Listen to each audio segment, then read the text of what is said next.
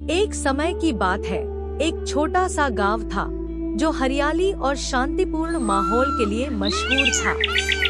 लेकिन इस गांव में एक पुरानी डरावनी हवेली भी थी जो जंगल के किनारे खड़ी थी।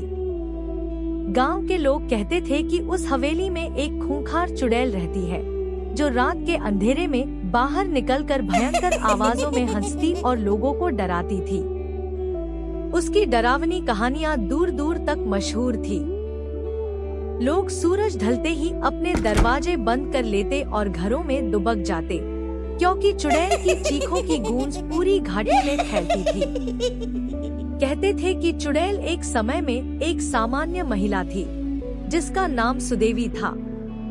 वह गांव के पास ही रहती थी और अपनी जड़ी बूटियों और उपचारों के लिए जानी जाती थी। लेकिन एक दिन उसके परिवार पर गांव वालों ने झूठा इल्जाम लगाया और उन्हें गांव से बाहर कर दिया गया। क्रोध और पीड़ा में जलती हुई सुदेवी ने कसम खाई कि वह गांव से बदला लेगी। कुछ वर्षों बाद लोग कहते हैं कि सुदेवी मर गई, लेकिन उसकी आत्मा ने चुड़ैल का रूप धारण कर लिया। तब से वह गांव वालों को सताने लगी। गांव वाले उसकी पीड़ा और प्रकोप से तंग आ चुके थे। कई साधु संत आए, लेकिन कोई भी उसकी भयानक शक्तियों का मुकाबला नहीं कर सका। एक दिन गांव में एक नया यात्री आया जिसका नाम अर्जुन था। अर्जुन एक युवा, साहसी और बुद्धिमान व्यक्ति था जो अंधविश्वास में विश्वास नहीं करता था। उसने गांव वालों से चुड़ैल की कहानी सुनी और तय किया कि वह इस रहस्य का अंत करेगा। गांव के बुजुर्गों ने उसे मना किया, पर अर्जुन अपने निर्णय पर अडिग रहा। अर्जुन ने गांव के सबसे बुजुर्ग साधु स्वामी हरिदास से मुलाकात की। स्वामी हरिदास ने अर्जुन को चुड़ैल के अतीत की कहानी सुनाई और बताया कि चुड़ैल की आत्मा को केवल उसकी दर्द भरी पीड़ा को शांत करके मुक्त किया जा सकता है।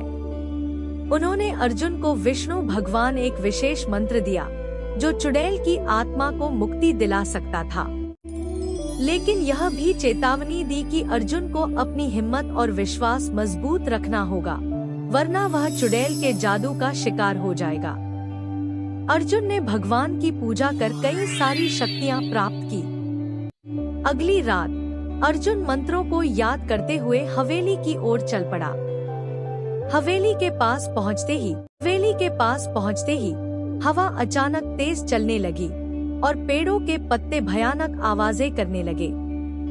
हवेली का दरवाजा खुद ब खुद खुल गया और अर्जुन ने देखा कि अंदर सब कुछ धूल और मकड़ी के जालों से ढका हुआ था। अचानक ठंडी हवा का झोंका आया और अर्जुन ने एक डरावनी हंसी सुनी। चुड़ैल सामने प्रकट हो गई। उसकी आंखें लाल अंगारों जैसी चमक रही थी और उसका चेहरा क्रोध से भरा हुआ था। तुम यहाँ क्यों आए हो? चुड़ैल की डरावनी आवाज गूंजी। अर्जुन ने डर महसूस किया, लेकिन अपने साहस को संभालते हुए मंत्रों का जाप शुरू कर दिया। चुड़ैल गुस्से में चिल्लाने लगी।